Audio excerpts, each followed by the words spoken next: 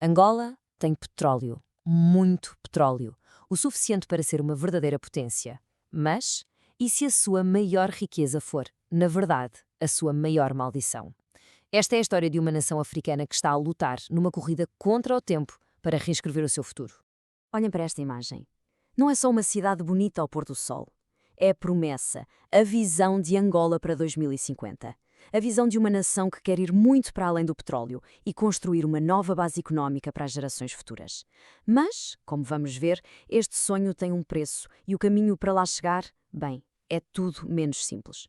994 mil milhões de dólares. É um número tão grande que é difícil sequer de o processar, mas é este o valor projetado para a economia de Angola até 2050. Estamos a falar de um crescimento de quase 7 vezes em relação ao que é hoje. É um salto económico, monumental, um que mudaria por completo o mapa do continente africano.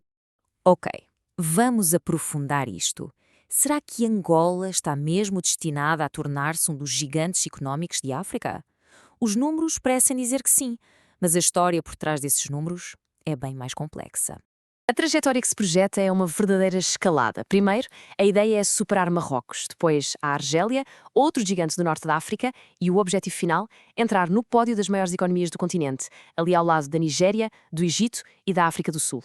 Isto não é só uma questão de números, é uma afirmação de poder e de influência geopolítica. Mas primeiro temos de parar um pouco, porque para se perceber este futuro tão promissor, é absolutamente crucial olhar para a realidade, muitas vezes frágil, do presente. A história não é de todo tão linear como os números fazem parecer. E aqui está o nó da questão. O grande paradoxo angolano. O petróleo, que foi o motor que alimentou o país durante décadas, é também a sua maior fraqueza, a sua vulnerabilidade mais perigosa. Este gráfico, diz tudo. Uma dependência quase total. Mais de 95% do dinheiro que entra em Angola vem de uma única fonte, o petróleo. É como construir um arranha-céus em cima de um único pilar que está sempre a abanar. Um pequeno choque no preço do petróleo pode provocar um autêntico terremoto na economia. Esta citação do Instituto de Estudos de Segurança é um verdadeiro soco no estômago. Mostra que todo o dinheiro do petróleo, todo aquele crescimento económico que vimos nos gráficos, simplesmente não chegou à maioria das pessoas. A riqueza ficou concentrada no topo e o desenvolvimento humano não acompanhou o ritmo. Portanto, o que temos é este contraste brutal. De um lado, a projeção de uma potência económica continental, do outro, uma realidade social muito dura, com Angola nos últimos lugares do desenvolvimento humano e 1/3 da população a viver na pobreza. Esta desconexão entre a riqueza do país e o bem-estar do seu povo é o grande desafio que tem de ser resolvido. E não há muito tempo a perder. As pressões, tanto demográficas como económicas, estão a aumentar de dia para dia. Para Angola, mudar não é uma opção. É uma necessidade absoluta. É literalmente uma corrida contra o relógio. Para fugir desta armadilha do petróleo, é preciso criar outras empresas, outras indústrias. Mas estes dados mostram como isso é difícil. Angola está classificada como um dos piores sítios do mundo para se fazer negócios. Toda esta burocracia e falta de liberdade económica acabam por afastar o investimento que podia criar os empregos de que o país precisa desesperadamente. Os orçamentos de um Estado são o espelho das suas prioridades. E aqui vemos algo que dá que pensar. Angola gasta cerca de 3 vezes mais em defesa do que outros países da região, enquanto o investimento em infraestruturas, saúde e educação fica para trás. A questão que se põe é: como é que se constrói um futuro próspero sem investir nas pessoas e nas ferramentas de que elas precisam? 80 milhões. Esta é a projeção da população de Angola para 2050, na sua maioria jovens. Este número pode ser um motor de crescimento incrível, ou pode ser uma fonte de instabilidade gigantesca. Alimentar, educar e dar um futuro a esta geração não é apenas um desafio, é a missão principal de Angola. Ok, perante um cenário tão complexo, a pergunta é óbvia. Qual é o caminho a seguir?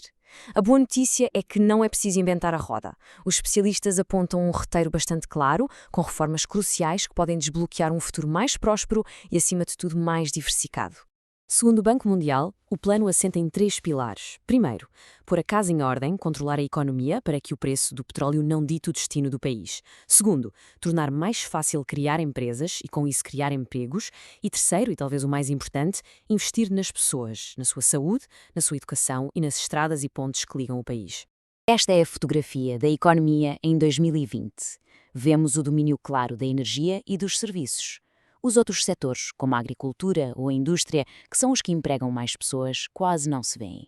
Agora vamos ver como esta imagem pode mudar.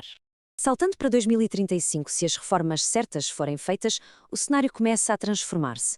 O peso do setor energético diminui e a indústria, a agricultura e outros setores começam finalmente a ganhar espaço. A semente da diversificação foi plantada. E este é o grande objetivo para 2050. Uma economia onde o petróleo já não dita as regras. Uma economia mais forte, mais resiliente e, o mais importante de tudo, com mais e melhores empregos para os seus cidadãos em muitos setores diferentes. Isto não é só um gráfico, é um plano para um futuro mais estável para milhões de angolanos. No fim de contas, tudo se resume a esta pergunta.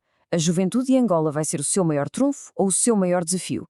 Será um motor de inovação e crescimento ou uma bomba relógio de frustração? A resposta não está escrita nas estrelas. Está nas escolhas, nas decisões que Angola tomar hoje. O futuro do país depende inteiramente disso.